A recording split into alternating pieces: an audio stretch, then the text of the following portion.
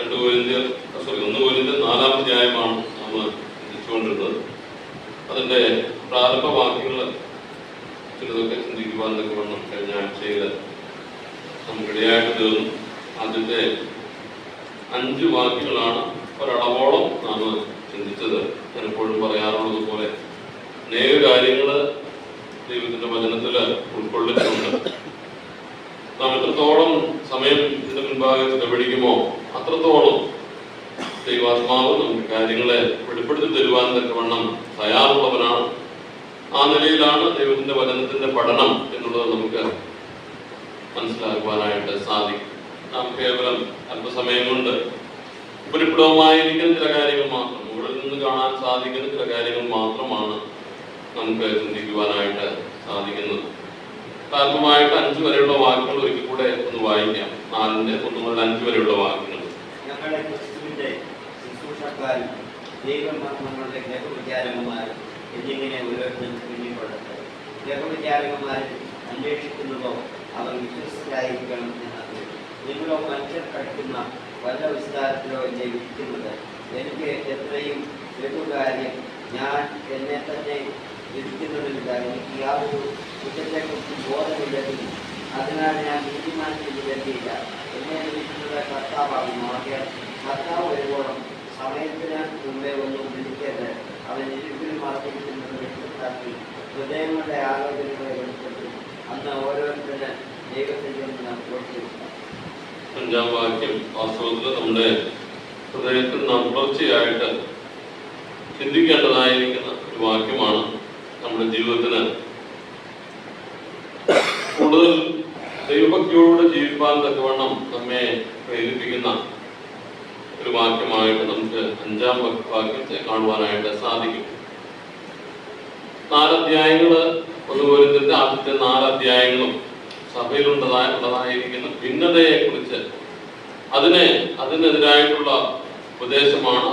പൗലോസിന്റെ ഉപദേശമാണ് നമുക്ക് ആദ്യത്തെ 4 അധ്യായങ്ങളിൽ കാണാനായിട്ട് സാധിക്കുന്നത്.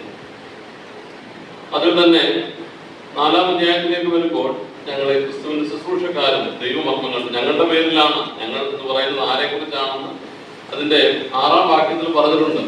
പൗലോസ്, അപ്പൊല്ലോസ് അവരാണ് കൊരിന്ത്യ സഭയിലെ പ്രധാന വിഷയം. അപ്പൊല്ലോസിന്റെ പക്ഷക്കാര്, പൗലോസിന്റെ പക്ഷക്കാര്, കേഫാവിന്റെ പക്ഷക്കാര്, അങ്ങനെയുള്ള ഒരു പ്രത്യേകമായിരിക്കുന്ന സാഹചര്യമാണ് കൊരിന്ത്യ സഭയിൽ ഉണ്ടായിരുന്നത്. അപ്പോൾ അങ്ങനെ നേതൃസ്ഥാനത്ത് ഞങ്ങളെ കണ്ടുകൊണ്ട് ഞങ്ങളുടെ പേരിൽ പക്ഷക്കാരായിരിക്കുമ്പോൾ, നിങ്ങൾ പക്ഷക്കാരായിരിക്കുമ്പോൾ, കൊരിന്ത്യ വിശ്വാസത്തോട് പൗലോസ് ഓർപ്പിക്കുന്നത് അങ്ങനെ ഞങ്ങൾ നിങ്ങളുടെ കൂട്ടത്തിൽ തന്നെ വിവിധ പക്ഷങ്ങളായിട്ട് ഗ്രൂപ്പുകളായിട്ട് നിങ്ങൾ ചിന്തിച്ചിരിക്കുമ്പോൾ വാസ്തവത്തിൽ നിങ്ങൾ അങ്ങനെ അല്ല കരുതേണ്ടത്. പിന്നെ ഞങ്ങളെ എങ്ങനെ കരുതണം? ഞങ്ങളെ ക്രിസ്തുവിന്റെ ശുശ്രൂഷക്കാരും ദൈവമർമ്മങ്ങളുടെ ഗ്രഹവിചാരകന്മാരും. അതിനപ്പുറമായിരിക്കുന്ന ഒരു കാഴ്ച ഞങ്ങളെ കുറിച്ചുണ്ടാകുവാനായിട്ട് പാടില്ല.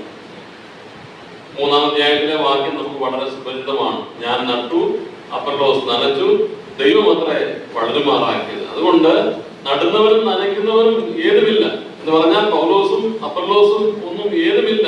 പിന്നെ വളരുമാറാക്കിയ ദൈവമാണ് സകലത്തിനും കാരണം എന്ന് പൗലോസ് അവിടെ പറയുന്നുണ്ട്. ഈ ലേഖനത്തിലൊക്കെ പൗലോസ് തന്നെ പൂർണ്ണമായിരിക്കുന്ന വിനയത്തിലും താഴ്മയിലും എഴുതുന്ന വാക്യങ്ങളാണ് നമുക്ക് കാണാനായിട്ട് സാധിക്കുന്നത്. ദൈവത്തിന്റെ നാമം മാത്രം ഉയരണം. പൗലോസിന്റെ ഈ ഭാഗങ്ങളൊക്കെ നാം വായിക്കുമ്പോൾ പൗലോസിന്റെ ആ മനോഭാവം, താഴ്മയുടെ മനോഭാവം, അത് കേവലം അഭിനയമല്ല. ഒരു ആധുനിക ലോകത്തിൽ, ആധുനിക വിശ്വാസ ലോകത്തിൽ നാം പലപ്പോഴും കപടഭക്തിയുടെ ഒരു മുഖമാണ് പലപ്പോഴും നാം കാണുന്നത്. വിനയം അഭിനയിക്കുവാൻ നമുക്ക് സാധിക്കും, താഴ്മ അഭിനയിക്കുവാൻ നമുക്ക് സാധിക്കും. ദൈവനാമത്തിന് മഹത്വം കരയേണ്ടിടുന്നവരായിരിക്കും നാം. വാസ്തവത്തിൽ നാം പല കാര്യങ്ങൾ ആളുകളൊക്കെ പറയുമ്പോൾ തന്നെ ഉള്ളിൽ നമ്മുടെ മഹത്വം നാം പലപ്പോഴും ആഗ്രഹിക്കാറുണ്ട്. പൗലോസിന്റെ ഈ വാക്കുകളൊക്കെ നാം ശ്രദ്ധിക്കുമ്പോൾ ഒരു കാര്യം വളരെ വ്യക്തമാണ്. പൗലോസിന് താൻ എവിടെയെങ്കിലും ഉയരുവാൻ തക്കവണ്ണം പൗലോസ് ആഗ്രഹിച്ചില്ല. സ്നാപകയോഹന്നാൻ അതേ മനോഭാവം. എന്താ? അവനോ വളരണം, ഞാനോ കുറയണം. ഈ മനോഭാവമാണ് പൗലോസിന്റെ ജീവിതത്തിൽ ഉടനീളം നമുക്ക് കാണാനായിട്ട് സാധിക്കുന്നത്. പൗലോസിന്റെ ശുശ്രൂഷകളിൽ നമുക്ക് കാണാനായിട്ട് സാധിക്കുന്നത്. ഞങ്ങൾ ക്രിസ്തുവിന്റെ ശുശ്രൂഷക്കാരാണ്, ദൈവമർമ്മങ്ങളുടെ ഗ്രഹവിചാരകന്മാരാണ്. ഈ വാക്യം നാം ഓർത്തപ്പോൾ നാം ഇങ്ങനെ ഓർക്കുകയുണ്ടായി, നാമും ക്രിസ്തുവിന്റെ ശുശ്രൂഷക്കാരാണ്. നാം ഓരോരുത്തരും ദൈവസഭയുടെ അംഗങ്ങളായിരിക്കുന്ന നമ്മെ ഓരോരുത്തരെയും ദൈവം വ്യത്യസ്തമായ ശുശ്രൂഷകൾ നൽകിയിട്ടുണ്ട്. പൗലോസിനെയും അപ്പോസ്തലനെയും വ്യത്യസ്തമായ ശുശ്രൂഷകൾ നൽകിയാണ് കൊരിന്തിലേക്ക് ദൈവം അയച്ചത്. ഒരാളെ നടുവാനായിട്ട് അയച്ചപ്പോൾ വേറൊരാളെ എന്തിനു വേണ്ടി അയച്ചു? നനയ്ക്കുവാൻ വേണ്ടിയിട്ട് അയച്ചതായിട്ട് നമുക്ക് കാണാനായിട്ട് സാധിക്കും. അപ്പോൾ മാത്രമല്ല, നാം 1-ാം അധ്യായത്തിൽ കാണുമ്പോൾ പൗലോസുള്ള സുവിശേഷം പ്രസംഗിച്ചു എന്നുള്ളതല്ലാതെ അതിനപ്പുറത്തേക്ക് എന്ന് പറഞ്ഞാൽ അതിന്റെ അടുത്ത വിഷയം എന്തുവാ? രക്ഷിക്കപ്പെട്ട് കഴിഞ്ഞാൽ സ്നാനപ്പെടുവാൻ പെടുത്തുന്നത് തന്റെ ശുശ്രൂഷയായിട്ട് താൻ കണ്ടില്ല. സുവിശേഷം അറിയിക്കുവാൻ അത്രേ കർത്താവിനെ അയച്ചത് എന്ന് പറഞ്ഞ് സ്നാനപ്പെടുത്തുന്ന ശുശ്രൂഷ അവിടെ കേവലം 3-4 പേരെ മാത്രമേ 1-ാം അധ്യായത്തിൽ നാം കാണുന്നുണ്ട്. ക്രിസ്തോസിനെ, ഗായിവസിനെ, സ്തെഫനാസിനെ, അങ്ങനെ 3-4 പേരെ മാത്രമേ പൗലോസ് സ്നാനപ്പെടുത്തിയുള്ളൂ. ആദ്യ ആ സഭയിലേക്ക് ആദ്യം വന്ന ചിലര്, അതിനുശേഷമുള്ള സ്നാനമൊക്കെ വേറെ ആരൊക്കെയാണ് നടത്തിയത്. എന്താ ഇതൊക്കെ ഞാൻ പറഞ്ഞതിന്റെ ഉദ്ദേശം എന്ന് വെച്ചാൽ, ദൈവം തന്ന ശുശ്രൂഷ എന്താണെന്നുള്ളത് മനസ്സിലാക്കി അത് പ്രവർത്തിക്കുമ്പോഴാണ് അതിൽ പൂർണ്ണമായിട്ടും വിശ്വസ്തയോട് നാം വായിക്കുന്നുണ്ടല്ലോ, ഞങ്ങളെ ക്രിസ്തുവിന്റെ ശുശ്രൂഷക്കാരും ദൈവമക്കളുടെ ഗ്രഹവിചാരന്മാരും ഇങ്ങനെ ഓരോരുത്തരും എണ്ണിക്കൊള്ളട്ടെ. ഗ്രഹവിചാരന്മാരിൽ അന്വേഷിക്കുന്നതോ അവർ വിശ്വസ്തരായിരിക്കണം. ദൈവം നമ്മെ ഏൽപ്പിച്ചിരിക്കുന്ന ശുശ്രൂഷകൾ അത് മാനുഷികമായ കണ്ടുകൊണ്ട് നോക്കുമ്പോൾ ചിലതൊക്കെ ചെറുതായിരിക്കാം, ചിലതൊക്കെ വലുതായിരിക്കാം. മാനുഷികമായിരിക്കുന്ന കണ്ണുകൾ കണ്ടു നോക്കുമ്പോൾ, പക്ഷെ ദൈവം നോക്കുമ്പോൾ, ദൈവത്തിന്റെ കണ്ണുകളാൽ നോക്കുമ്പോൾ, ഈ മുൻപിൽ നിന്ന് പ്രസംഗിക്കുന്ന ഒരു വ്യക്തിയും ഈ സഭാവോട് വൃത്തിയാക്കുവാനായിട്ടോ അല്ലെങ്കിൽ വേറൊരു ശുശ്രൂഷ ശുശ്രൂഷ ചെയ്യുന്നതായിരിക്കുന്ന ഒരാളും ആ കാര്യത്തിൽ എത്രമാത്രം ദൈവം തന്നെ ഏൽപ്പിച്ചിരിക്കുന്ന കാര്യത്തിൽ എത്രമാത്രം വിശ്വസ്തനാണ് എന്ന് നാം നല്ല വായിക്കുന്നത്. ഞങ്ങളെ ക്രിസ്തു ശുശ്രൂഷക്കാരും ദൈവമക്കളുടെ ഗ്രഹവിചാരന്മാരും എന്ന് ഓരോരുത്തർ എണ്ണിക്കൊള്ളട്ടെ. നമ്മൾ അന്വേഷിക്കുന്നത് എന്താ? വിശ്വസ്തതയാണ് നമ്മൾ അന്വേഷിക്കുന്നത്. ഈ നാളുകൾ നാമൊക്കെ രക്ഷിക്കപ്പെട്ട് എത്രയോ വർഷങ്ങളായി. ദൈവം നമ്മെ ഏൽപ്പിച്ചതായ ശുശ്രൂഷ എന്താണെന്ന് മനസ്സിലാക്കുവാൻ നമുക്ക് സാധിച്ചിട്ടുണ്ടോ? എന്തിന്റെ ഗ്രഹവിചാരകത്വമാണ് ദൈവം നമ്മെ ഏൽപ്പിച്ചിരിക്കുന്നത് എന്നുള്ളത് മനസ്സിലാക്കുവാൻ നമുക്ക് സാധിച്ചിട്ടുണ്ടോ? നമ്മെ ഏൽപ്പിച്ച കാര്യങ്ങളുടെ എത്രമാത്രം വിശ്വസ്തയോടുകൂടി, വിശ്വസ്തയ്ക്ക് ദൈവം മാർഗിട്ടാൽ നമുക്ക് എന്തായിരിക്കും കിട്ടുന്നത്? ശ്രദ്ധിച്ചു നോക്കുക. നമ്മെ തന്നെ പരിശോധിക്കുവാനായിട്ട് ദൈവം നമ്മെ സഹായിക്കട്ടെ. മൂന്നുള്ള വാക്യങ്ങളിൽ നാം കാണുമ്പോൾ 3 തരത്തിലുള്ള വിധികളെ കുറിച്ച് അവിടെ നാം കാണുന്നുണ്ട്. നിങ്ങളോ മനുഷ്യർ കഴിക്കുന്ന വല്ല വിസ്താരത്തിൽ എന്നെ വിധിക്കുന്നത് എനിക്ക് എത്രയും ലഘുകാര്യം, ഞാൻ എന്നെ തന്നെ വിധിക്കുന്നുള്ളൂ. 2 കാര്യങ്ങൾ അവിടെ ഉണ്ട്. ഒന്ന്, മനുഷ്യരുടെ വിധി. അക്കാര്യത്തിൽ പൗലോസ് പറയുകയാണ് അത് കേവലം ലഘുകാര്യമാണ്. ഞാനത് കാര്യമാക്കുന്നുണ്ട്, ഞാനത് തള്ളിക്കളയുന്നില്ല, പക്ഷെ അത് ലഘുകാര്യമാണ്. മറ്റുള്ളവർ എന്നെ കുറിച്ച് എന്ത് വിധിക്കുന്നു എന്നുള്ളത് എന്നെ സംബന്ധിച്ച് ലഘുകാര്യമാണ്. അതിലല്ല ഞാൻ ശ്രദ്ധിക്കുന്നത്. പൗലോസ് വീണ്ടും പറയുകയാണ് ഞാൻ എന്നെ തന്നെ വിധിക്കുന്നില്ല. എന്തുകൊണ്ടാണ് പൗലോസ് വിധിക്കാത്തതെന്ന് തൊട്ടടുത്ത വാക്യത്തിൽ നമുക്ക് കാണാനായിട്ട് സാധിക്കും. എന്താ? 4-ാമത്തെ വാക്യത്തിൽ അതിന്റെ കാരണം, എനിക്ക് യാതൊരു കുറ്റത്തെ കുറിച്ചും ബോധമില്ലെങ്കിലും അതിനാൽ ഞാൻ നീതിമാനെന്ന് വരികയില്ല. അപ്പൊ ഞാൻ പിന്നെ എന്നെ വിധിച്ചിട്ട് പ്രത്യേകിച്ച് കാര്യമൊന്നുമില്ല. ഞാൻ എന്നെ തന്നെ വിധിക്കാത്തതിന്റെ കാരണം, ഞാൻ ചിലതൊക്കെ സത്യമാണ് അല്ലെങ്കിൽ നല്ലതാണ് എന്ന് ഞാൻ ചിന്തിക്കുമ്പോൾ, ഞാൻ സ്വയം ചിന്തിക്കുമ്പോൾ അത് ശരിയാകണമെന്നില്ല. പൗലോസ് പറയുകയാണ് എനിക്ക് യാതൊരു കുറ്റത്തെ കുറിച്ചും ബോധമില്ല എങ്കിലും. നാം ദൈവസന്നിധിയിൽ ഇരുന്നുകൊണ്ട് നാം പരിശോധിക്കണം.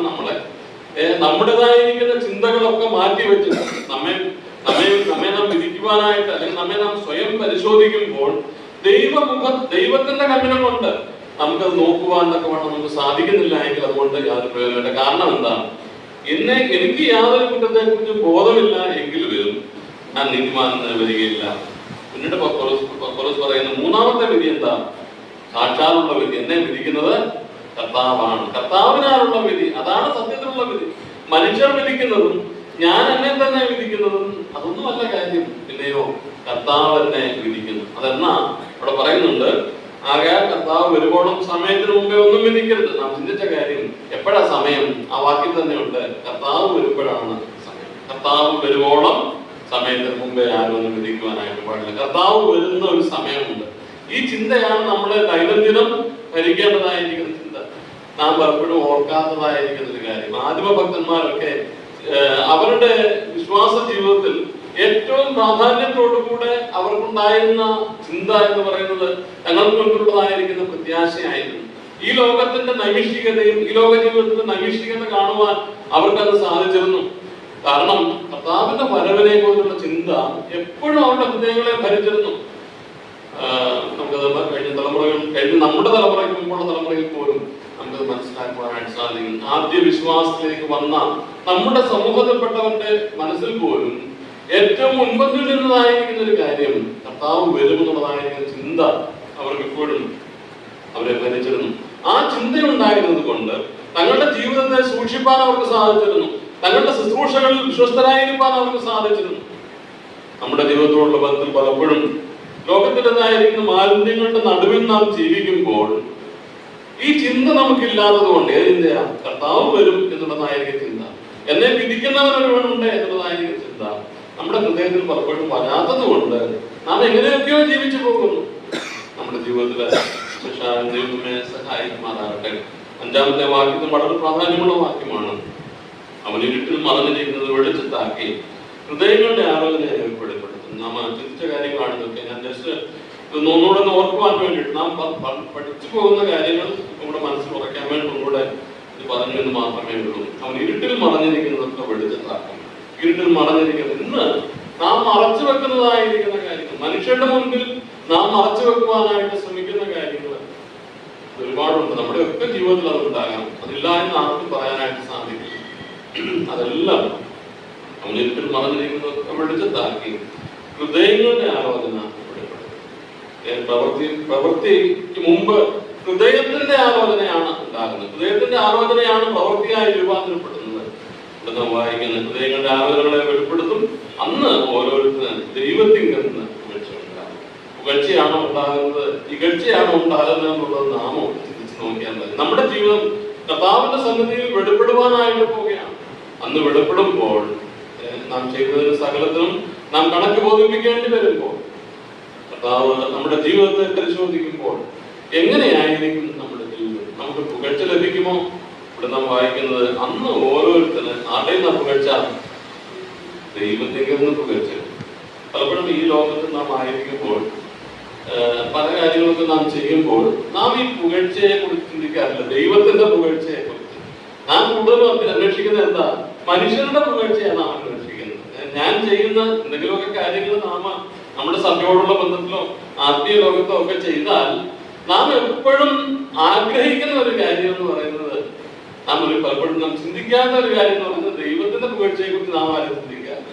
നാം എപ്പോഴും ആഗ്രഹിക്കുന്നത് മനുഷ്യർ എന്നെ പുകഴ്ത്തുന്നുണ്ടോ, സഹവിശ്വാസികളിൽ നിന്ന് എനിക്ക് പുകഴ്ച ഉണ്ടാകുന്നുണ്ടോ, അതാണ് പലപ്പോഴും നാം ചിന്തിക്കാറുള്ളത്. എന്നാൽ ദൈവത്തിന്റെ പുകഴ്ച, അതിന്റെ വില നമുക്കൊന്ന് മനസ്സിലാക്കുവാൻ സാധിച്ചിരുന്നെങ്കിൽ നന്നായിരുന്നു. ദൈവത്തിന്റെ പുകഴ്ച നമ്മൾ പലരും ഏതെങ്കിലുമൊക്കെ ഓഫീസ്, ഏതെങ്കിലും സ്ഥാപനങ്ങളിലൊക്കെ ഒരു പക്ഷേ ജോലി ചെയ്തിട്ടുള്ളവരുണ്ടായിരിക്കും. നമ്മുടെ മുകളിലുള്ള നമ്മുടെ ബോസ് അല്ലെങ്കിൽ നമ്മുടെ മേലധികാരികളിൽ നിന്ന് ഒരു പുകഴ്ച ലഭിക്കുക എന്ന് പറയുന്നത്, ജ്യേഷ്ഠൻ ചിലരുടെയൊക്കെ മേലധികാരികൾ എന്ന് പറയുന്നത് വളരെ മൂഢന്മാരായിരിക്കും.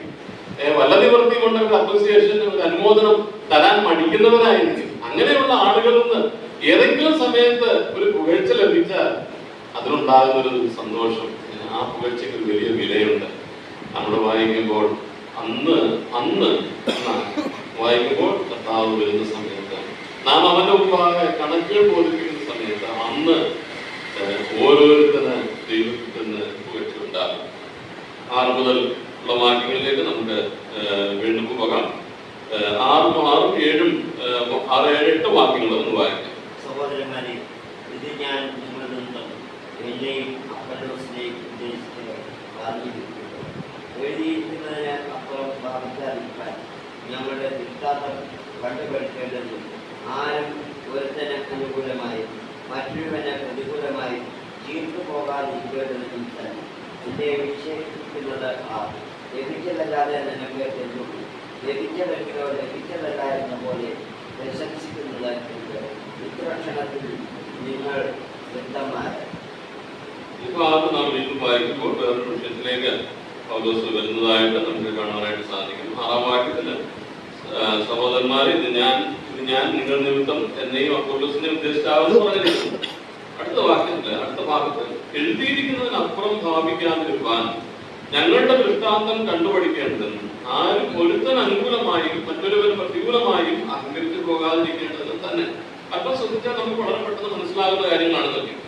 ഞങ്ങൾ ആരും എഴുതിയിരിക്കുന്നതിനപ്പുറം ഭാവിക്കാതിരിക്കാൻ ഞങ്ങളുടെ ദൃഷ്ടാന്തം കണ്ടു പഠിക്കും. എഴുതിയിരിക്കുന്നതിനപ്പുറം ഭാവിക്കുവാൻ ഇടവരുത്. എഴുതിയിരിക്കുന്നതിനപ്പുറം, എഴുതിയിരിക്കുന്നത് എന്തുവാ? ദൈവത്തിന്റെ വചനമാണ് എഴുതിയിരിക്കുന്നത്. നമുക്ക് ലഭിച്ചതായിരിക്കുന്ന ദൈവത്തിന്റെ വചനത്തിനപ്പുറം ഒരു വിശ്വാസിയെ സംബന്ധിച്ചിടത്തോളം ചില പരിമിതികളൊക്കെ നമുക്കുണ്ട്. ആ പരിമിതികൾ നമുക്ക് മനസ്സിലാക്കുവാൻ സാധിക്കുന്നത് ദൈവത്തിന്റെ വചനത്തിൽ നിന്നാണ്. എഴുതിയിരിക്കുന്നതിനപ്പുറം ഭാവിക്കുവാൻ തക്കവണ്ണം നമുക്കിടയാകരുത്. നാം റോമാലേഖനത്തിൽ ഒരു വാക്യം നാം വായിക്കുന്നുണ്ടല്ലോ. റോമാലേഖനം 12-ാം അധ്യായത്തിന്റെ 3-ാമത്തെ വാക്യത്തില്, റോമാലേഖനം 12:3, അവിടെ നാം വായിക്കുന്നത് ഭാവിക്കേണ്ടതിന് മീതെ ഭാവിച്ചുയരാതിരിപ്പാൻ, അല്ലെ?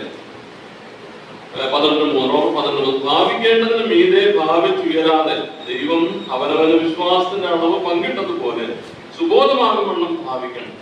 ഭാവിക്കേണ്ടതിന് മീതെ ഭാവിച്ചുയരുവാനായിട്ട് പാടില്ല. നമുക്ക് ദൈവം നൽകിയിരിക്കുന്ന പരിധിക്കുള്ളിൽ നാം നിൽക്കണം. അതാണ് ദൈവത്തിന്റെ വചനം നമ്മെ അനുശാസിക്കുന്നത്. നമുക്ക് ഉള്ളതായിരിക്കുന്ന, നമുക്ക് ദൈവവചനം നൽകുന്നതായിരിക്കുന്ന എന്ന് പറഞ്ഞാൽ ദൈവവചനത്തിനപ്പുറം നാം ഒരു കാര്യത്തിലും പോകുവാനായിട്ട് ദൈവത്തിന്റെ വചനം നമ്മെ അനുവദിക്കുന്നില്ല. എഴുതിയിരിക്കുന്നതിനപ്പുറം ഭാവിക്കുവാൻ തക്കവണ്ണം നമുക്ക് പാടില്ല. ഇത് പറയുമ്പോൾ അവർ ഒരു കാര്യം കൂടെ പറയുന്നുണ്ട്, ഞങ്ങളുടെ ദൃഷ്ടാന്തം നിങ്ങൾ കണ്ടുപിടിക്കണം. പൗലോസിന്റെ പ്രത്യേകത എന്ന് പറയുന്നത്, താൻ പഠിപ്പിച്ചതും താൻ എഴുതിയതും ഒക്കെ അതിന് താൻ മാതൃകയായിരുന്നു എന്നുള്ളതാണ്. തന്റെ ജീവിതം കൊണ്ടും തന്റെ സാക്ഷ്യവും ഒക്കെ താൻ എഴുതിയ കാര്യങ്ങൾക്ക്, അല്ലെങ്കിൽ താൻ അവരെ പഠിപ്പിച്ച കാര്യങ്ങൾക്ക് തക്കതായ നിലയിൽ ഒരു മാതൃക കാണിപ്പാൻ തക്കവണ്ണം തന്റെ ജീവിതത്തിൽ തനിക്ക് സാധിച്ചു. ഇന്ന് നമുക്ക് പലപ്പോഴും കാണാൻ സാധിക്കാത്ത ഒരു കാര്യമാണ്. പ്രസംഗിക്കാൻ വളരെ എളുപ്പമാണ് അനേക കാര്യങ്ങൾ, പക്ഷെങ്കിൽ സ്വന്തം ജീവിതത്തിൽ അതൊക്കെ പ്രായോഗിക തലത്തിൽ കൊണ്ടുവരാൻ വളരെ പ്രയാസമാണ്. പൗലോസിന്റെ പ്രത്യേകത, താൻ എന്തെഴുതിയോ, താൻ എന്ത് മറ്റുള്ള വിശ്വാസികളെ പഠിപ്പിച്ചോ ആ കാര്യത്തിന് മാതൃകയാകുവാൻ തക്കവണ്ണം തനിക്ക് സാധിച്ചു എന്നുള്ളതാണ്. ഇവിടെ പറയുമ്പോൾ ഞങ്ങളുടെ ദൃഷ്ടാന്തം കണ്ടുപഠിക്കേണ്ടതിനും, അതിന്റെ തന്നെ 16-ാം വാക്യത്തിൽ ഒരു വാക്യമുണ്ട്, 4:16, ആകയാൽ എന്റെ അനുകാരികളാകും. ഇത് പറയുവാൻ ആർക്ക് സാധിക്കും? എന്റെ അനുകാരികൾ. പല ഭാഗത്തും ഈ വാക്ക് ആവർത്തിക്കുന്നുണ്ട്. ഇവിടെ 4:16 നമുക്ക് കാണാൻ സാധിക്കും. അതുപോലെ തന്നെ 11-ാം അധ്യായം, അതുപോലെ 11:1 ഇതേ കാര്യം പൗലോസ് പറയുന്നുണ്ട്, എന്റെ അനുകാരികൾ ആകും. 11:1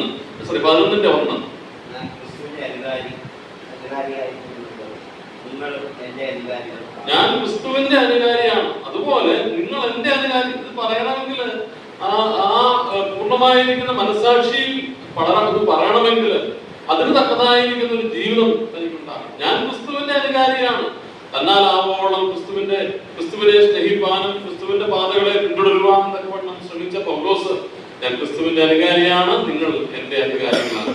ഇവിടെ ഈ 4:16 അതേ കാര്യം ഇവിടെ പറയുന്നത്. വേറൊരു വാക്യമുണ്ട്, നമുക്ക് വായിക്കേണ്ട. ഫിലിപ്പിയ ലേഖനം 3-ാം അധ്യായം 17-ാം വാക്യം വായിക്കുമ്പോൾ, ഫിലിപ്പിയർ 3:17, അവിടെയും പൗലോസ് പറയുന്നുണ്ട്, നിങ്ങൾ എന്റെ അനുകാരികളാകുക.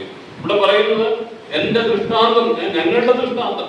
ഈ പറയുമ്പോഴും പൗലോസ് ഞങ്ങളുടെ എന്ന വാക്കാണ് ഉപയോഗിക്കുന്നത്. ഞങ്ങളുടെ ദൃഷ്ടാന്തം എന്ന് പറഞ്ഞാൽ ആരൊക്കെ ആയിരിക്കും?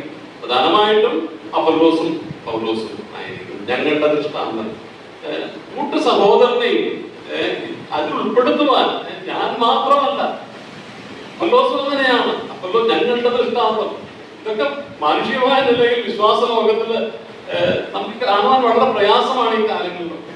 മറ്റുള്ളവരെയും നമ്മോട് കൂടെ ചേർത്ത് നിൽക്കുവാൻ പലപ്പോഴും നമുക്ക് സാധിക്കാറില്ല. ഞാനാണ് എല്ലാം കൊണ്ടും തിരിഞ്ഞത്, എന്റെ പക്ഷക്കാർ. പൗലോസ് വേണമെങ്കിൽ പറയാമായിരുന്നു, നിങ്ങൾ അപ്പൊല്ലോസിന്റെ പക്ഷക്കാരായിട്ട, പക്ഷെ എന്റെ പക്ഷക്കാരായിട്ട് നിങ്ങൾ നിൽക്കുന്നതിൽ അഭിമാനിക്കുവാനായിട്ട് പൗലോസിന് മാനുഷികമായ നിലയിൽ സാധിക്കുമായിരുന്നു. പക്ഷെ പൗലോസ് ഒരിക്കലും അങ്ങനെ ചെയ്യുന്നില്ല. അപ്പൊല്ലോസിന്റെ പക്ഷക്കാരെയും ഒരുപോലെയാണ് പൗലോസ് കാണുന്നത്. ഇവിടെ ഈ ഭാഗത്ത് നാം വായിക്കുമ്പോൾ ഞങ്ങളുടെ ദൃഷ്ടാന്തം കണ്ടുപഠിക്കേണ്ടതിനും ആരും ഒരുത്തിന് അനുകൂലമായും മറ്റൊരുവിന് പ്രതികൂലമായും. പറഞ്ഞെന്താർത്ഥം? ചിലരൊക്കെ പൗലോസിന് പ്രതികൂലമാകുന്ന ആൾക്കാർ അപ്പൊല്ലോസിന് ഒരാൾക്ക് അനുകൂലമാകുമ്പോൾ മറ്റേ ആൾക്ക് പ്രതികൂലമാകും. പൗലോസിന് അനുകൂലമാകുന്ന ആള് അപ്പൊല്ലോസിന് പ്രതികൂലമാണ്, അപ്പൊല്ലോസിന് അനുകൂലമാകുന്ന ആള് പൗലോസിന് പ്രതികൂലമാണ്. പൗലോസിന്റെ രണ്ടിനെയും ശാസിക്കുകയാണ്. പൗലോസ് പറയുകയാണ് ഇവിടെ നാം വായിക്കുമ്പോൾ, ആരും ഒരുത്തിന് അനുകൂലമായും മറ്റൊരുവിന് പ്രതികൂലമായും. എങ്ങനെയാണ് വാക്ക്? എന്റെ വാക്ക് ഞാൻ ഉപയോഗിക്കുന്ന ബൈബിളിൽ അഹങ്കരിച്ച് പോകാതിരിക്കേണ്ടത്, തീർത്ത് പോകാതിരിക്കേണ്ടതാണ്. ശരിക്കും പറഞ്ഞാൽ അതാണ് അതിന്റെ ശരിയായ ഇംഗ്ലീഷിൽ നിന്നുള്ള ഭാഷാന്തരം. അത് ഇംഗ്ലീഷിൽ നാം വായിക്കുമ്പോൾ 6-ാം വാക്യത്തില്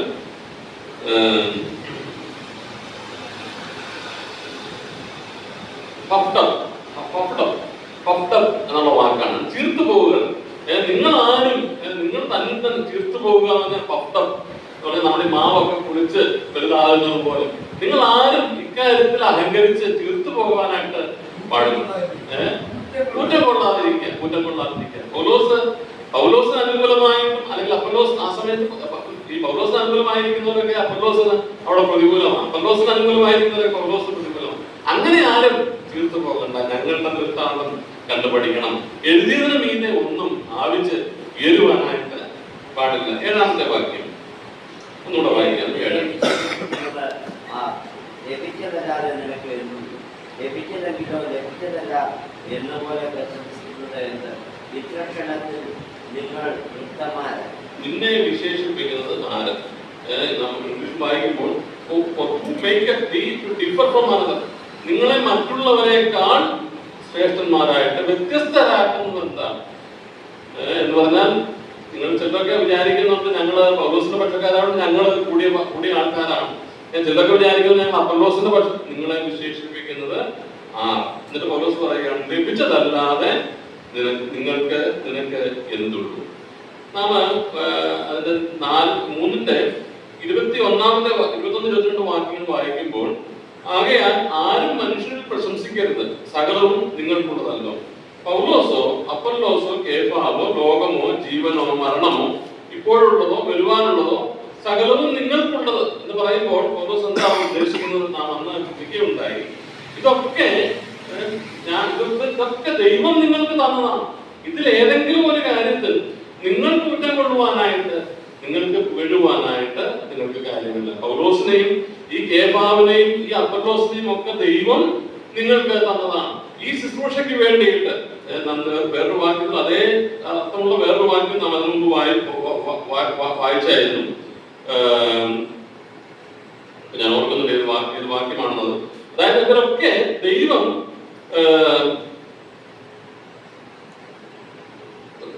അവർക്ക് വിശ്വസിക്കുവാനായിട്ടും വളരുവാനായിട്ടും ദൈവം കൊടുത്ത മുഖാന്തരങ്ങളാണ് എന്നുള്ളതാണ് പൗലോസ് അവിടെ പറയുന്നത്. ഇത് നിന്നെ വിശേഷിപ്പിക്കുന്നതാണ്. ലഭിച്ചതല്ല നിനക്കെന്തുള്ളൂ. പൗലോസിനെയും അപ്പൊല്ലോസിനെയും ഒക്കെ ദൈവം നൽകിയതാണ്, ദൈവം കൊടുത്ത സാഹചര്യങ്ങളാണ്. ആർക്കും യാതൊന്നും വിശേഷതയായിട്ട് സ്വയം പുകഴുവാനായിട്ട് യാതൊന്നും തന്നെ ഇല്ല. നിങ്ങൾക്ക് വിശ്വസിപ്പാൻ കാരണമായിട്ടുള്ള ശുശ്രൂഷക്കാരൻ നാമൊരു വാക്യം വായിക്കുന്നുണ്ട്. കറക്റ്റായിട്ട് ഇപ്പോൾ ആ വാക്യം ഓർക്കുന്നുണ്ട്. മുമ്പ് വായിച്ച ആ ഭാഗങ്ങളുടെ ഉണ്ട്. അപ്പോൾ ഇതൊക്കെ വിശ്വസിപ്പാനായിട്ട് ദൈവം അവർക്ക് കൊടുത്ത മുഖാന്തരങ്ങളാണ്. ലഭിച്ചതല്ലാതെ നിങ്ങൾക്ക് യാതൊന്നും പുകഴുവാനായിട്ടില്ല. നിങ്ങൾക്ക് ലഭിച്ച രക്ഷ നിങ്ങൾക്ക് എന്തെങ്കിലും പുകഴുവാനായിട്ടുണ്ടോ? ദൈവം നിങ്ങളുടെ ഇടയിലേക്ക് ഈ പൗലോസിനെയും അപ്പൊല്ലോസിനെയും ഒക്കെ അയച്ചു. നിങ്ങൾക്ക് വിശ്വസിപ്പാനുള്ള കൃപ നൽകി, നിങ്ങൾക്ക് പരിശുദ്ധാത്മാവിനെ നൽകി. നിങ്ങൾക്ക് യാതൊന്നും പുകഴുവാനായിട്ടില്ല. ലഭിച്ചതല്ലാതെ നിനക്ക് എന്നുള്ളൂ. ഇത് ആത്മീയ ലോകത്ത് നാം ചിന്തിക്കുമ്പോൾ നാം എന്തെങ്കിലും ഒരു കാര്യത്തിൽ പുകഴുവാനായിട്ട് ദൈവം നമ്മെ കുറിച്ച് ആഗ്രഹിക്കുന്നില്ല. ഇതെല്ലാം ദൈവത്തിന്റെ ദാനമാണ്. നമുക്ക് ലഭിച്ചതൊക്കെ, നമുക്ക് ലഭിച്ചതായിരിക്കുന്ന രക്ഷയും വീണ്ടെടുപ്പും, നമുക്ക് ലഭിച്ചതായിരിക്കുന്ന പരിശുദ്ധാത്മാവും, നമുക്ക് ലഭിച്ചതായിരിക്കുന്ന അനേകമായിരിക്കുന്ന ദൈവകൃപയും, നമുക്ക് ലഭിച്ചതായിരിക്കുന്ന സഭാജീവിതവും, ഇതെല്ലാം ദൈവം ദാനമായിട്ട് നൽകിയതാണ്. ഭൗമികമായിരിക്കുന്ന വിഷയങ്ങളോടും ഉള്ള ബന്ധത്തിലും നമുക്കൊന്നും പുകഴുവാനായിട്ട് എന്തെങ്കിലും ഉണ്ടോ? നമ്മുടെ ജീവിത സാഹചര്യങ്ങൾ അത് നമുക്ക് പുകഴുവാനായിട്ട് സാധിക്കില്ല. കാരണം ഇതൊക്കെ ദൈവം തന്നതാണ്. ലഭിച്ചതല്ലാതെ നിങ്ങൾക്ക് എന്തുള്ളൂ. ലഭിച്ചതെങ്കിലോ ലഭിച്ചതല്ല എന്ന പോലെ പ്രശംസിക്കുന്നത്. അടുത്ത വാക്യം, ഇത്ര ക്ഷണത്തിൽ നിങ്ങൾ തൃപ്തരായി. പൗലോസ് ഈ വാക്കുകൾ എഴുതുമ്പോൾ കേവലം ചുരുങ്ങിയ ചില വർഷങ്ങൾ മാത്രമേ കൊരിന്തിൽ നിന്ന് താൻ മാറി നിന്നിട്ടുള്ളൂ. കൊരിന്തിൽ ഒരു സഭയുണ്ടായിട്ട് വിശ്വാസ ജീവിതത്തിലേക്ക് അവർ വന്നിട്ട് വളരെ ചുരുങ്ങിയ നാളുകൾ മാത്രമേ ഉള്ളൂ. പൗലോസ് പറയുകയാണ്, ഇത്ര ക്ഷണത്തിൽ നിങ്ങൾ തൃപ്തന്മാരായി എന്ന് പറഞ്ഞാൽ നിങ്ങൾ എന്തോ ആയതുപോലെ നിങ്ങൾക്ക് തോന്നിയിരിക്കുകയാണ്. നിങ്ങൾ നിങ്ങളിൽ തന്നെ പ്രശംസിക്കുകയാണ്. ഇത്ര ക്ഷണത്തിൽ നിങ്ങൾ തൃപ്തന്മാരായി, ഇത്ര ക്ഷണത്തിൽ നിങ്ങൾ സമ്പന്നന്മാരായി, ഞങ്ങളെ കൂടാതെ വാഴുന്നവരായി. അയ്യോ, നിങ്ങളോടുകൂടെ ഞങ്ങളും വാഴേണ്ടത് നിങ്ങൾ വാഴും. അതിന്റെ ആദ്യ ഭാഗം മാത്രം നമുക്ക് ആദ്യം ചിന്തിക്കാം. അവിടെ പറയുമ്പോൾ ഇത്ര ക്ഷണത്തിൽ നിങ്ങൾ തൃപ്തന്മാരായി, ഇത്ര ക്ഷണത്തിൽ നിങ്ങൾ സമ്പന്നന്മാരായി. ഇത് ഇവരുടെ ചിന്തയാകട്ടോ, ഇവരുടെ ചിന്തയാണ്. ഭൗമ്യമായ നിലയിൽ സമ്പത്ത് അവർക്ക് തീർച്ചയായിട്ടും ഉണ്ടായിരിക്കണം. നമ്മൾ ആദ്യം മുതലേ ചിന്തിക്കുന്നുണ്ടല്ലോ, കൊരിന്ത് എന്ന് പറയുന്നത് ഒരു വലിയ പട്ടണമാണ്. വ്യത്യസ്ത രാജ്യങ്ങളിൽ നിന്നുള്ളതായിരിക്കുന്ന ആളുകൾ അവിടെ വന്ന് വ്യാപാരത്തിന് വേണ്ടി വന്നിട്ടുള്ളവരാണ്. ഈ കൊരിന്തിലുള്ളതായിരിക്കുന്ന തദ്ദേശീയരായിരിക്കുന്ന ആളുകൾ ചുരുക്കമാണ്. അതിനേക്കാൾ കൂടുതൽ ആളുകൾ മറ്റു പട്ടണങ്ങളിൽ നിന്നും മറ്റു രാജ്യങ്ങളിൽ നിന്നും ഒക്കെ വന്ന് അവിടെ താമസിക്കുന്നുണ്ട് ബിസിനസിന് വേണ്ടിയിട്ട്. കൊരിന്ത് തുറമുഖ പട്ടണമാണ്. അപ്പോൾ ആ പട്ടണത്തിൽ അവർക്ക് സമ്പത്ത് പിന്നെയും വർദ്ധിച്ചിട്ടുണ്ടാകും. അതിലൊക്കെ അവർ അഭിമാനിക്കുകയാണ്. ഇതൊക്കെ തങ്ങൾ ഉണ്ടാക്കി എന്നുള്ള നിലയിൽ അവർ അഭിമാനിക്കുകയാണ്. അവിടെ നാം വായിക്കുന്നത്, ഇത്ര ക്ഷണത്തിൽ നിങ്ങൾ സമ്പന്നരായി, ഇത്ര ക്ഷണത്തിൽ നിങ്ങൾ തൃപ്തന്മാരായി. പലപ്പോഴും സ്വന്തം ജീവിതത്തിലേക്ക് നോക്കിയിട്ട് ലവോദിക്ക സഭയിലെ ഏറ്റവും വലിയ ഉദാഹരണം, നാം ലവോദിക്ക സഭയെ കുറിച്ച് കാണുമ്പോൾ വെളിപ്പാട് പുസ്തകം 3-ാം അധ്യായത്തില് അവിടെ ലവോദിക്ക സഭയെ കുറിച്ച് പറയുമ്പോൾ അവരുടെ പരാജയം അവിടെ പറയുന്നത്, വെളിപ്പാട് പുസ്തകം 3-ാം അധ്യായം അതിന്റെ 17 മുതലുള്ള വാക്യങ്ങൾ. വെളിപ്പാട് 3-ന്റെ 17 മുതൽ 17-18 വാക്യങ്ങൾ കൂടെ.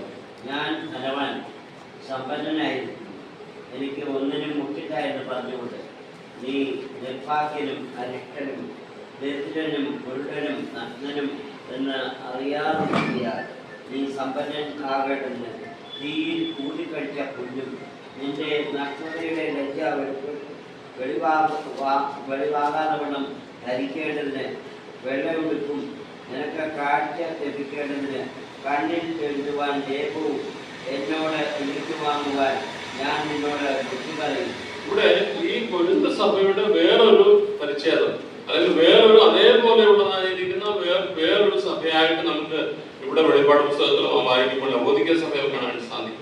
ഇവിടെ ഈ വെളിപ്പാട് പുസ്തകത്തിലെ ആദ്യത്തെ 7 സഭകളാണ് നമ്മുടെ കാണാൻ കഴിയുന്നത്. എഫെസോസ് തുടങ്ങിയുള്ളതായിരിക്കുന്ന ഏഷ്യാമേലുള്ളതായിരിക്കുന്ന 7 സഭ. അതിൽ ലവോദിക്ക സഭയുടെ അത് ഈ 7 സഭകളെയും 7 കാലഘട്ടങ്ങളായിട്ടൊക്കെയാണ് വേദപണ്ഡിതന്മാർ തിരിച്ചിരിക്കുന്നത്. നമ്മൾ പഠിക്കുമ്പോൾ നമുക്ക് മനസ്സിലാക്കുവാനായിട്ട് സാധിക്കും അത് ശരിയാണെന്നുള്ളത്. എഫെസോസ് സഭ തുടങ്ങി ലവോദിക്ക സഭയുടെ കാലഘട്ടമാണ് ഏറ്റവും അവസാനത്തെ കാലഘട്ടം. അത് സന്ദർഭീയമായിട്ട് പറയുകയാണ്. 4-ാം അധ്യായത്തിലേക്ക് വരുമ്പോൾ സഭ സ്വർഗത്തിലാണ്, അല്ലെ? അനന്തരം സ്വർഗത്തിൽ ഒരു വാതിൽ തുറന്നിരിക്കുന്നത് ഞാൻ കണ്ടു.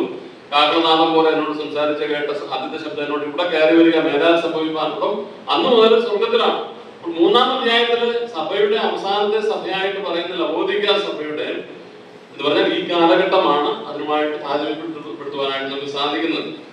അവരുടെ അവകാശവാദങ്ങളും ഇവിടെ നാം വായിച്ച ഈ കൊരിന്ത് സഭയുടെ അവകാശവാദങ്ങളും ഏതാണ്ട് ഒരേപോലെയാണ്. എന്താ ലവോദിക്ക സഭ പറയുന്നത്, ഞാൻ ധനവാൻ സമ്പന്നനായിരിക്കുന്നു, എനിക്ക് ഒന്നിനും മുട്ടില്ല, സ്വയം തൃപ്തി അടയുകയാണ്.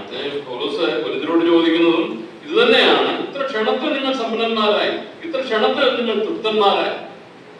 ലവോദിക്ക സഭയും പറയുന്നത് അവർ തങ്ങളിലേക്ക് നോക്കി. പലപ്പോഴും ഭൗമ്യമായ സമ്പത്ത് വർദ്ധിക്കുമ്പോൾ ഉണ്ടാകുന്ന ഒരു ദോഷമായി ഇവിടെ ലവോദിക്ക സഭ പറയുന്നത് ഇത് തന്നെയാണ്. ഞാൻ ധനവാൻ സമ്പന്നനായിരിക്കുന്നു, എനിക്ക് ഒന്നിനും മുട്ടില്ല എന്ന് പറഞ്ഞുകൊണ്ട് ഈ ദൈവം കർത്താവ് പറയുന്നത് എന്താ അവിടെ? നീ നിർഭാഗ്യനാണ്, അരിഷ്ടനാണ്, ദരിദ്രനാണ്, കുരുടനാണ്.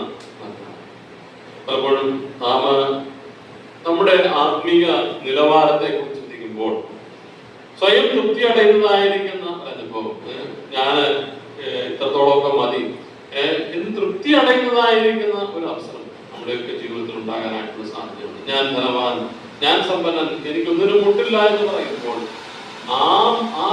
ആ സഭയിലേക്ക് നോക്കുന്ന കർത്താവ് കാണുന്നത് വ്യത്യസ്തമായിരിക്കുന്ന അളവിലാണ്. ഞാൻ അതുകൊണ്ടാണ് മുമ്പേ പറഞ്ഞത്, കർത്താവിന്റെ കണ്ണിൽ കൊണ്ട് നമ്മുടെ ജീവിതത്തിലേക്ക് നോക്കുവാനായിട്ട് നമുക്ക് സാധിക്കേണ്ടത് ആവശ്യമാണ്. ഞാൻ എന്നെ കുറിച്ച് കാണുന്നു എന്നുള്ളതല്ല.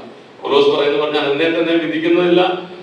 അതിന്റെ കാരണം പൗലോസോട് പറയുന്നത്, എനിക്ക് യാതൊരു കുറ്റത്തെ കുറിച്ച് ബോധമില്ല എങ്കിലും ഞാൻ നീതിമാനെന്ന് വരുന്നില്ല. അപ്പോൾ സ്വയം തൃപ്തി അടയുന്നതായിരിക്കുന്ന അനുഭവം നമ്മുടെ ജീവിതത്തിലൊക്കെ ഉണ്ടാകാനുള്ള സാധ്യതയുണ്ട്. കർത്താവ് നോക്കുമ്പോൾ അവിടെ നാം വായിക്കുന്ന പോലെ നീ നിർഭാഗ്യനാണ്, അരിഷ്ടനാണ്, കുരുടനാണ്, ദരിദ്രനാണ്, നഗ്നനാണ്. ഏറ്റവും വലിയ പ്രശ്നം എന്താ? ഇതറിയാതെ ഈ കാര്യം നിനക്കിത് അറിഞ്ഞുകൂടാ.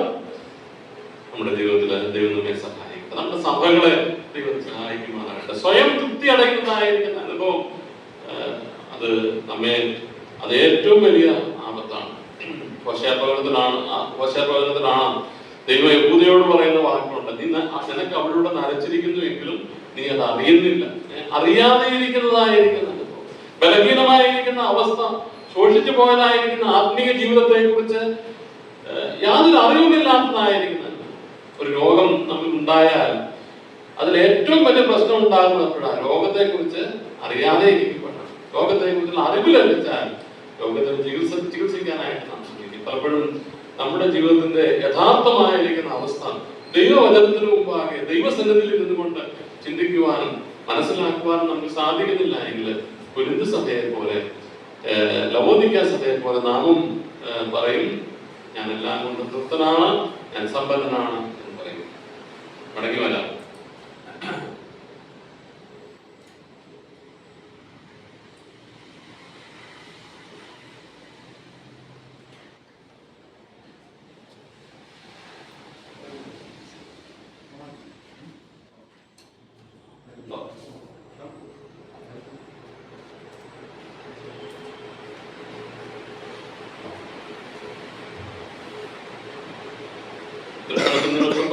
ഞങ്ങളെ കൂടാതെ അടുത്ത വാക്യം, അതിന്റെ തൃഷണത്തിൽ നിന്ന് തൃപ്തന്മാരായി, തൃഷണത്തിൽ നിന്ന് സമ്പന്നന്മാരായി, അടുത്ത് ഞങ്ങളെ കൂടാതെ വാഴുന്നവരായി. അയ്യോ, നിങ്ങളോട് കൂടെ ഞങ്ങളും വാഴേണ്ടത് നിങ്ങൾ വാഴുമെങ്കിൽ കൊള്ളായിരുന്നു. ഇവർ പറയുകയാണ് ഞങ്ങൾ വാഴുന്നവരാണ്.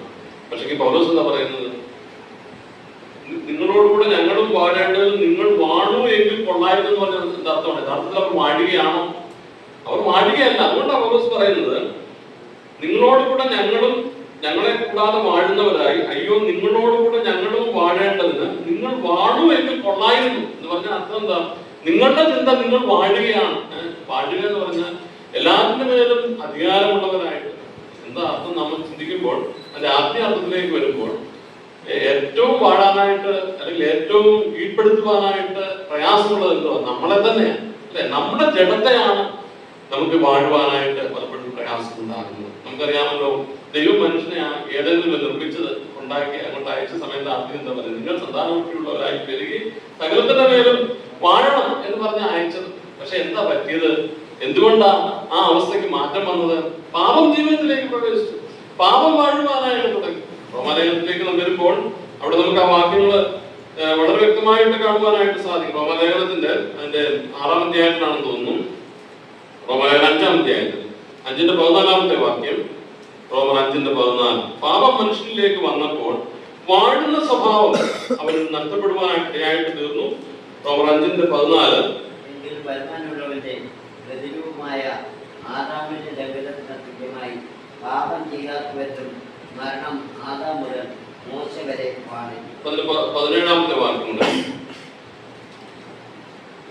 റോമർ 5-17. ലംഘനത്താൽ മരണം ആ ഏകനിമിത്തം വാഴുവെങ്കിൽ കൃപയുടെയും നീതിദാനത്തിന്റെയും സമൃദ്ധി ലഭിക്കുന്നവർ യേശുക്രിസ്തു എന്ന ഏകനിമിത്തം ഏറ്റവും അധികമായി ജീവനിൽ വാഴും. നോക്കുക, വാഴുവാനായിട്ടാണ് ദൈവം മനുഷ്യനെ സൃഷ്ടിച്ചത്. പക്ഷെങ്കിൽ പാപം മനുഷ്യനിലേക്ക് പ്രവേശിച്ചപ്പോൾ പിന്നീട് വാണത് പാപവും മരണവുമാണ് വാണത് എന്ന് കാണാൻ സാധിക്കും. ഇനിയും നാം നിത്യത്തിലെത്തുമ്പോൾ നമ്മൾ വായിക്കുന്ന പോലെ ഏകനിമിത്തം ഏറ്റവും അധികമായിട്ട് ജീവനിൽ വാഴും. അത് വേറൊരു വിഷയമാണ്. പക്ഷെ ഈ ലോക ജീവിതത്തിൽ വാഴുവാനായിട്ട് ദൈവം സൃഷ്ടിച്ചതാണ്. പക്ഷെ പാപം മുഖാന്തരമായിട്ട് അവരുടെ ജീവിതത്തില് വാഴുന്ന അനുഭവം ദൈവത്തിന്റെ ഏറ്റവും വലിയ ആഗ്രഹമാണ്. വാസ്തവത്തില് ദൈവമക്കളായിരിക്കും നാം വാഴണം എന്നുള്ളത്. വാഴുക എന്ന് പറയുന്നത് ഞാൻ പറഞ്ഞതുപോലെ ഏറ്റവും കൂടുതൽ നാം വാഴേണ്ടത് നമ്മുടെ ജഡത്തിന്റെ മുകളിലാണ്. ജഡത്തിന്റെ മേലുള്ള അധികാരം, ജഡത്തെ കീഴ്പ്പെടുത്തുവാൻ തക്കവണ്ണം നമുക്ക് സാധിച്ചാൽ ഇതിനേക്കാൾ അപ്പുറം വേറെ ഒന്നിനെയും വാഴേണ്ടതായിട്ട് ആവശ്യമില്ല. പലപ്പോഴും നമുക്ക് പറ്റാത്ത പാപനിമിത്തമായിട്ട് നാം പലപ്പോഴും നമ്മുടെ ജീവിതത്തെ ഒക്കെ വാഴുന്നത് പാപമാണ്. ദൈവം നമ്മെ കുറിച്ച് ആഗ്രഹിക്കുന്ന ഒരു കാര്യം, ദൈവം നമ്മളെ വാഴണം. ദൈവം നമ്മെ വാഴുന്നുവെങ്കിൽ, അങ്ങനെയായിരുന്നു ഏതെങ്കിലും ആദ്യ സമയത്ത് ദൈവം അവരെ വാഴുകൊണ്ടിരുന്നപ്പോൾ അവർക്ക് എല്ലാത്തിന്റെ മേലുമുള്ള അധികാരം ഉണ്ടായിരുന്നു. എല്ലാത്തിന്റെ മേലും വാഴുവാൻ അവർക്ക് സാധിച്ചത്.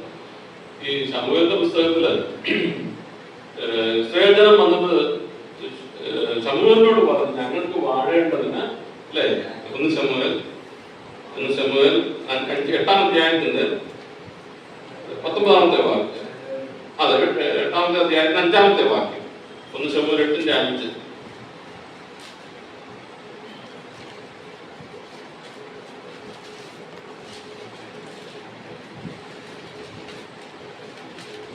ആകയാൽ സകല ജാതികൾക്കും ഉള്ളതുപോലെ, 2-ാം ഭാഗം, ആകയാൽ സകല ജാതികൾക്കും ഉള്ളതുപോലെ ഞങ്ങളെ ഭരിക്കേണ്ടതിന് ഞങ്ങൾക്കൊരു രാജാവിനെ നിയമിച്ചു തരണമെന്ന് പറഞ്ഞു. അപ്പം ദൈവം എന്താ പറഞ്ഞു? ഈ കാര്യം ശമൂവേൽ യഹോവയോട് പ്രാർത്ഥിച്ചു. ശമൂവേലിനോട് പറഞ്ഞപ്പോൾ ശമൂവേൽ 17-ാമത്തെ വാക്യത്തില് ദൈവം ശമൂവേലിനോട് പറഞ്ഞത്, യഹോവ ശമൂവേലിനോട് വിളിച്ചത് എന്താ? ജനം നിന്നോട് പറയുന്ന അപേക്ഷ കേൾക്കുക, അവർ നിന്നെയല്ല ഞാൻ അവരെ ഭരിക്കാതെ വേണം. ദൈവത്തിന്റെ ആഗ്രഹം എന്താ?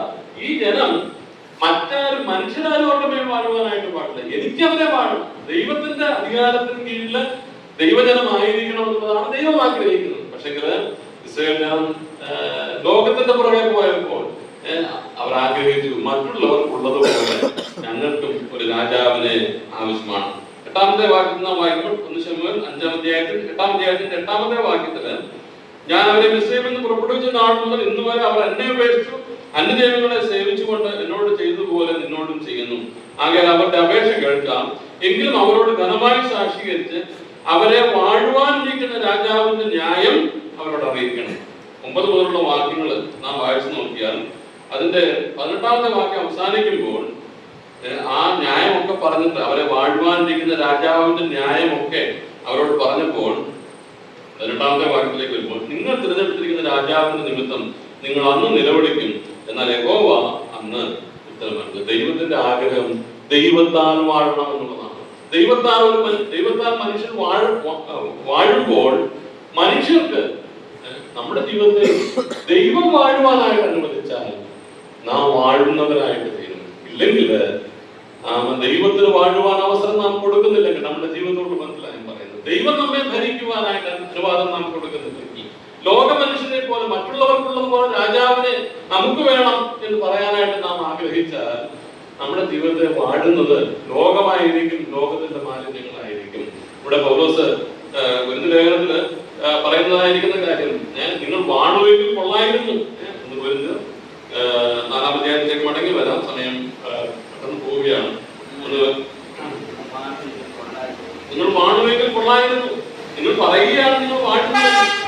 ക്ഷണത്തിൽ നിങ്ങൾ വൃദ്ധന്മാരായി, ക്ഷണത്തിൽ നിങ്ങൾ സമ്പന്നന്മാരായി, ഞങ്ങളെ കൂടാതെ വാഴുന്നവരായി, അയ്യോ നിങ്ങളോടുകൂടെ ഞങ്ങളും വാഴേണ്ടതിന് നിങ്ങൾ വാഴുവെങ്കിൽ കൊള്ളായിരുന്നു. 9 വാക്യങ്ങൾ 9 മുതൽ 13 വരെയുള്ള വാക്യങ്ങൾ നമുക്ക് വളരെ പെട്ടെന്ന് വായിക്കാം. ഞങ്ങൾ ലോകത്തിലും ദൂതന്മാർക്കും മനുഷ്യർക്കും തന്നെ കൂട്ടുകാഴ്ചയായി തീർന്നിരിക്കുകയാണ്. ദൈവം അപ്പോസ്തലന്മാരായി ഞങ്ങളെ ഒടുക്കത്തവരായി മരണവിധിയിൽ ഉൾപ്പെട്ടവരെ പോലെ നിർത്തി എന്ന് എനിക്ക് തോന്നുന്നു. ഞങ്ങൾ ക്രിസ്തു നിമിത്തം മോശന്മാർ, നിങ്ങൾ ക്രിസ്തുവിൽ ഉപയോഗിക്കുക. ഞങ്ങൾ ബലഹീനർ, നിങ്ങൾ ബലവാന്മാർ. നിങ്ങൾ മഹത്തുക്കൾ, ഞങ്ങൾ നാണഹീനർ അത്രേ. ഈ നാഴിക വരെ ഞങ്ങൾ വിശന്നും ദാഹിച്ചും ഉടുപ്പാനില്ലാതെയും കുത്തുകൊണ്ടും സ്ഥിരവാസം കൂടാതെയും ഇരിക്കുന്നു. സ്വന്തം കയ്യാൽ വേല ചെയ്ത് അധ്വാനിക്കുന്നു. ശകാരം കേട്ടിട്ട് ആശീർവദിക്കുന്നു. ഉപദ്രവം കേട്ടിട്ട് സഹിക്കുന്നു. ദൂഷണം കേട്ടിട്ട് നല്ല വാക്ക് പറയുന്നു. ഞങ്ങൾ ലോകത്തിന്റെ ചവറ് പോലെയും ഇന്നുവരെ സകലത്തിന്റെയും അഴുക്കായും തീർന്നിരിക്കുന്നു. വാക്കുകളിലൊക്കെ പൗലോസ് പറയുമ്പോൾ പ്രത്യേകമായിട്ട് ഒരു സാഹചര്യം വെച്ചിട്ട് തന്റെ കാര്യം മാത്രമല്ല അവിടെ പറയുന്നത്. ഞങ്ങൾ എന്ന് പറഞ്ഞുകൊണ്ടാണ് അവിടെ ആരംഭിക്കുന്നതും അവസാനിക്കുന്നതും. ഞങ്ങൾ ലോകത്തിനും ദൂതന്മാർക്കും. ഈ 9 മുതൽ 13 വരെയുള്ള വാക്യങ്ങളില് അപ്പോസ്തലനായ പൗലോസ് 1-ാം വാക്യത്തിൽ പറഞ്ഞിരിക്കുന്ന പോലെ ക്രിസ്തുവിന്റെ ശുശ്രൂഷക്കാരനും ദൈവമർമ്മങ്ങളുടെ ഗ്രഹവിചാരകരമായിരിക്കുന്ന പൗലോസ് തന്റെ ശുശ്രൂഷയിൽ കാണിച്ച വിശ്വസ്തത എത്രമാത്രമായിരുന്നു എന്നുള്ളത് മനസ്സിലാക്കണമെങ്കിൽ നാം ഈ വായിച്ച ഭാഗം മാത്രം നോക്കിയാൽ മതി. 9 മുതൽ 13 വരെയുള്ള ഭാഗം. അവിടെയാണ് വിശ്വസ്തത തെളിയുന്നത്. പൗലോസിന്റെ ആത്മാർത്ഥത, പൗലോസിന്റെ വിശ്വസ്തത തെളിയിക്കുന്ന വാക്യങ്ങളാണ് ഈ കൊരിന്ത്യർ വിശ്വാസികളോട് പൗലോസ് പറയുന്നത്. കൊരിന്ത്യർക്ക് അത് നിഷേധിക്കുവാനായിട്ട് സാധിക്കില്ല. കാരണം കൊരിന്ത്യർ അവരുടെ ജീവിതം, തന്റെ ജീവിതം, ഈ അപ്പൊല്ലോസിന്റെയും പൗലോസിന്റെയും ഒക്കെ ജീവിതം കണ്ടവരാണ്. അവർക്ക് ഒരിക്കലും നിഷേധിക്കുവാനായിട്ട് സാധിക്കുകയില്ല. പൗലോസ് പറയുകയാണ്, ഞങ്ങൾ ലോകത്തിനും ദൂതന്മാർക്കും മനുഷ്യർക്കും തന്നെ കൂട്ടുകാഴ്ചയായി തീർന്നിരിക്കാൻ ദൈവം അപ്പോസ്തലന്മാരായ ഞങ്ങളെ ഒടുക്കത്തവരായി മരണവിധിയിൽ ഉൾപ്പെട്ടവരെ പോലെ നിർത്തി എന്ന് എനിക്ക് തോന്നുന്നു. എന്ന് പറഞ്ഞാൽ എന്താ അർത്ഥം? ഞങ്ങളുടെ നില എന്ന് പറയുന്നത് ലോകത്തിൽ ഏറ്റവും നിന്ദ്യമായിരിക്കുന്ന അവസ്ഥയാണ്. ഞങ്ങൾ ദൂതന്മാർക്കും ലോകത്തിനും ഒക്കെ മുമ്പിൽ കൂത്തുകാഴ്ചയായിട്ട്, എന്താ ഈ കൂത്തുകാഴ്ച എന്ന് പറയുന്നത് അറിയാമോ? അന്നത്തെ അക്കാലത്ത് കൊരിന്തില് ഉള്ളതായിരിക്കുന്ന പ്രത്യേകമായിരിക്കുന്ന ഒരു ഒരു ഒരു പരിപാടിയുണ്ട്. അതെന്ന് പറഞ്ഞാല് അവർക്ക് ഈ സ്റ്റേഡിയംസ് ഉണ്ട്, അതായത് കൊളോസിയംസ് അല്ലെങ്കിൽ ആംബി തിയേറ്റർ എന്ന് പറയും. ഇന്നും അതിന്റെ അന്നത്തെ തിയേറ്ററുകളിൽ പലതും ഇന്നും നിലനിൽക്കുന്നുണ്ട്. ഞങ്ങൾക്ക് പ്രാവശ്യം ജോർഡാനിൽ പോയപ്പോൾ, ജോർഡാൻ റോമാൻ ഭരണണ്ടായിരുന്ന സ്ഥലമാണ്. അവിടെ ഇപ്പോഴും അന്നത്തെ ഈ ആംബി തിയേറ്ററുകളൊക്കെ കിടപ്പുണ്ട്. ഇവിടെ ചെയ്യുന്നതായിട്ട് പലതരം ഗെയിംസിന് വേണ്ടിയിട്ടാണ് ഇത് ഉപയോഗിക്കുന്നത്. ഈ കൂത്തുകാഴ്ച ആയിരിക്കും എന്ന് പറയുമ്പോൾ അവിടെ സംഭവിച്ചതായിരുന്ന ഒരു കാര്യം നമുക്ക് ഒന്ന് ഹോസ്പിറ്റലിലേക്ക് നാം പോയാൽ, ഹോസ്പിറ്റൽ 19-ാം അധ്യായത്തിന്റെ 29 വരെയുള്ള വാക്യം നാം വായിക്കുമ്പോൾ, 19-ാം അധ്യായത്തിന്റെ 29 വരെയുള്ള വാക്യങ്ങൾ അവർ പൗലോസിന്റെ കൂട്ടുയാത്രക്കാരായ ഗായോസ്, അരിസ്തഫോസ് എന്ന മക്കതോന്യരെ പിടിച്ചുകൊണ്ട് രംഗസ്ഥലത്തേക്ക് രംഗസ്ഥലം ഇവിടെ ആ വാക്കാണ് ഉപയോഗിച്ചത്. ഇംഗ്ലീഷിൽ ഉപയോഗിക്കുമ്പോൾ തിയേറ്റർ എന്നുള്ള വാക്ക് തന്നെയാണ് ഉപയോഗിച്ചിരിക്കുന്നത്.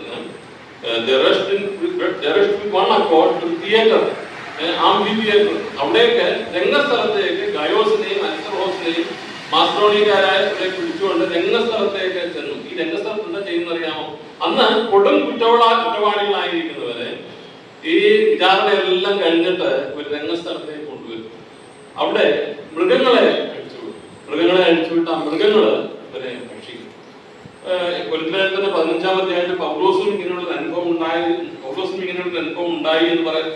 എന്ന് സൂചിപ്പിക്കുന്ന നിലയിൽ ഒരു വാക്യമുണ്ട്. 1 കൊരിന്ത്യർ 15-ാം അധ്യായത്തിൽ 32-ാമത്തെ വാക്യത്തിൽ, ഞാൻ എഫെസോസിൽ വെച്ച് 1 കൊരിന്ത്യർ 15:32 ഞാൻ എഫെസോസിൽ വെച്ച് മൃഗയുദ്ധം ചെയ്ത് വെറും അവിടെ 1 കൊരിന്ത്യർ 15-ാം അധ്യായത്തിലെ വിഷയം മരിച്ചവരുടെ പുനരുദ്ധാനമാണ്. അവിടെ പൗലോസ് പറയുകയാണ്, ഞാൻ എഫെസോസിൽ വെച്ച് മൃഗയുദ്ധം ചെയ്തത് വെറും മാനുഷമെന്ന് വരും, എനിക്ക് എന്ത് പ്രയോജനം? മരിച്ച ഉയർത്തുന്നതിലേക്ക് നാം തിന്നുക കുടിക്കുക, നാളെ ചാകുന്നുണ്ടോ എന്ന് പറഞ്ഞാൽ പൗലോസിന് ഒരു പക്ഷേ ഇങ്ങനെയുള്ള അനുഭവം ഉണ്ടായിരുന്നിരിക്കാം. എന്നിട്ട് താൻ എങ്ങനെയോ അതിന് രക്ഷപ്പെട്ട് കാണണം.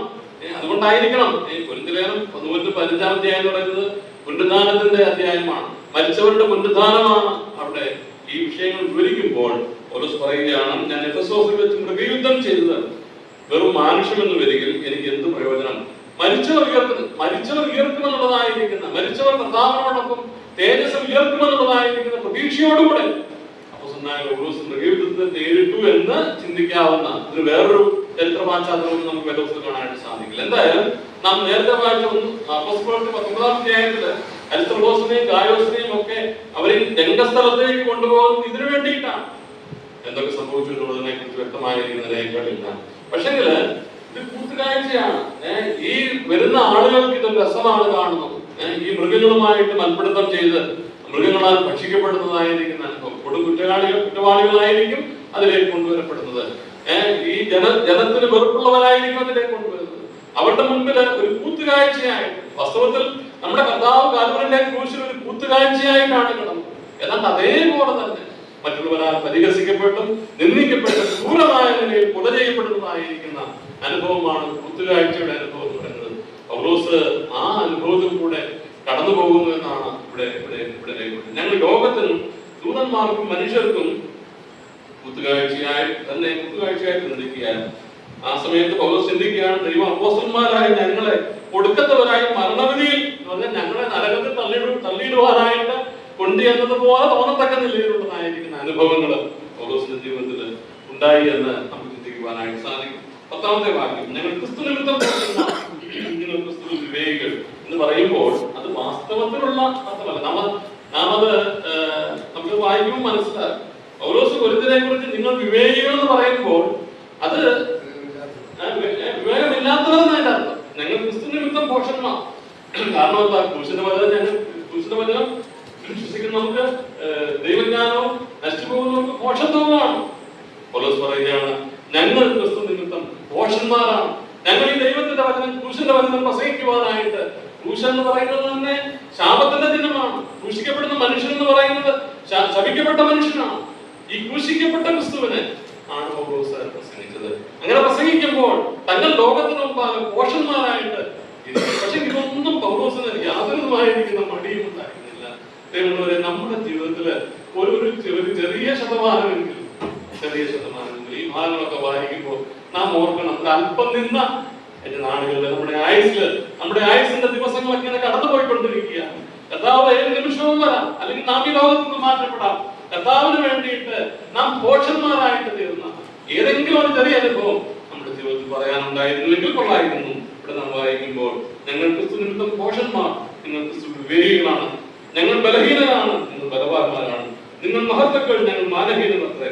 14ാമത്തെ വാക്യം, ഈ നാഴിക വരെ ഞങ്ങൾ വിശന്നും ദാഹിച്ചും ഉടുക്കാനില്ലാതെയും കുത്തുകൊണ്ടും സ്ഥിരവാസം കൂടാതെയും ഇരിക്കുന്നു. വാക്കുകളുടെ അർത്ഥമൊന്നും നമുക്ക് മനസ്സിലാക്കുവാൻ പ്രയാസമുള്ള വാക്കുകളല്ല. ഞങ്ങൾ വിശന്ന് ദാഹിച്ച് ഉടുക്കാനില്ലാതെ കുത്തുകൊണ്ടും എങ്ങനെ ജീവിക്കേണ്ട ഒരാളല്ല ഈ പൗലോസ്. യഹൂദന്മാരുടെ ഇടയില് പ്രമാണിയായിരുന്ന ഒരു മനുഷ്യൻ, ലോകത്തിൻ്റെതായിരിക്കുന്ന നിലയിൽ സർവജ്ഞാനവും നേടിയതായിരിക്കുന്ന ഒരു മനുഷ്യൻ, ഗമാലിയലിന്റെ പാദത്തിൽ നിന്നുകൊണ്ട് ന്യായപ്രമാണം അഭ്യസിച്ചതായിരിക്കുന്ന ഒരു മനുഷ്യൻ, സമൂഹത്തിൽ ഉന്നത സ്ഥാനം വഹിക്കാത്തതായിരിക്കുന്ന ഒരു മനുഷ്യൻ, ക്രിസ്തു നിമിത്തം സകലവും ഛേദമെന്നെണ്ണിക്കൊണ്ട് കർത്താവിന് വേണ്ടിയിട്ട് തന്റെ ജീവിതം സമർപ്പിക്കപ്പെട്ടപ്പോൾ ദമസ്കോസിന്റെ പടിവാതിൽക്കൽ തുടങ്ങിയതായിരിക്കുന്ന ആ ജീവിതം എന്ന് പറയുന്നത് ഈ അനുഭവങ്ങളാണ് പൗലോസിന്റെ ജീവിതത്തിൽ ഉണ്ടായത്. ഞങ്ങൾ ബലഹീനർ, ഞങ്ങൾ ക്രിസ്തു നിമിത്തം ഭോഷന്മാർ, ഞങ്ങൾ ബലഹീനർ, ഞങ്ങൾ മാനഹീനർ. 1ാമത്തെ വാക്യം, ഈ നാഴിക വരെ വിശന്നും ദാഹിച്ചും ഉടുക്കാനില്ലാതെയും കുത്തുകൊണ്ടും സ്ഥിരവാസം കൂടാതെയും ഇങ്ങനെ സഞ്ചരിച്ചുകൊണ്ടിരിക്കുക. എവിടെയെങ്കിലും ഒരിടത്ത് താമസിച്ചതായിട്ട് പൗലോസിനെ നമുക്ക് ചിന്തിക്കുവാനായിട്ട് സാധിക്കില്ല. തിമോഥെയോസ് ലേഖനം എഴുതുമ്പോൾ റോമൻ ഭരണാധികാരി നീറോ ചക്രവർത്തിയാൽ താൻ കൊല ചെയ്യപ്പെടുന്നത് വരെയും താൻ എങ്ങും സ്ഥിരമായിട്ട് യേശുക്രിസ്തുവിനെ സ്വീകരിച്ച് കർത്താവിന് വേണ്ടിയിട്ട് ഇറങ്ങിയ നാള് മുതൽ എവിടെയെങ്കിലും തലചായ്ക്കാൻ തനിക്ക് സ്വന്തമായിട്ടൊരു ഇടം ഉള്ളതായിട്ട് കാണാനായിട്ട് സാധിക്കില്ല. വാസ്തവത്തിൽ ക്രിസ്തുവിന്റെ അതേ കാര്യങ്ങൾ ക്രിസ്തു ചെയ്ത എന്തെല്ലാം ക്രിസ്തു എങ്ങനെ ജീവിച്ചുവോ അതിനേക്കാൾ അതിന് തുല്യമായിട്ട് ക്രിസ്തുവിന് വേണ്ടിയിട്ട് ക്രിസ്തുവിന്റെ കഷ്ടാനുഭവങ്ങളിൽ പങ്കാളിയായിക്കൊണ്ട് പൗലോസിന്റെ ജീവിതം മുൻപോട്ട് പോകുന്നതായിട്ട് കാണാനായിട്ട് സാധിക്കും. ഈ നാഴിക വരെ ഞങ്ങൾ വിശന്നും ദാഹിച്ചു കൊടുക്കാനില്ലാതെയും കുത്തുകൊണ്ടും സ്ഥിരവാസമില്ലാതെയും ഇരിക്കുന്നു, സ്വന്തം കഴിക്കാൻ വേല എടുക്കുവാനിരിക്കുന്നു. കൊരിന്ത്യരോട് ഇത് പറയുമ്പോൾ അപ്പോസ്തലന്റെ 18-ാം അധ്യായത്തില് നമുക്കറിയാവുന്ന അക്വിലാസും പ്രിസ്കില്ലയൊക്കെ വന്നപ്പോൾ അവരോട് ചേർന്ന് കൂടാരപ്പണി ചെയ്തുകൊണ്ട് ആ പൗലോസ് കുശലം പ്രസംഗിക്കുന്നതായിട്ടും കാണാനായിട്ട് സാധിക്കും. സ്വന്തം കഴിയാൻ അധ്വാനിക്കുന്നു, മാത്രമല്ല സ്വന്തം കഴിയാൻ വേലയെ അധ്വാനിക്കുന്നു, ശകാരം കേട്ടിട്ട് ആശീർവദിക്കുന്നു, ഉപദ്രവം കേട്ടിട്ട് സഹിക്കുന്നു, ദൂഷണം കേട്ടിട്ട് നല്ല വാക്ക് പറയുന്നു. ഞങ്ങൾ ലോകത്തിന്റെ ചവറ് പോലെയും ഇന്ന് വരെയും ലോകത്തിന്റെ അഴുക്കായും തീർന്നിരിക്കുന്നു. ഇത് അവസാനിപ്പിക്കേണ്ടതായിരിക്കുന്നു.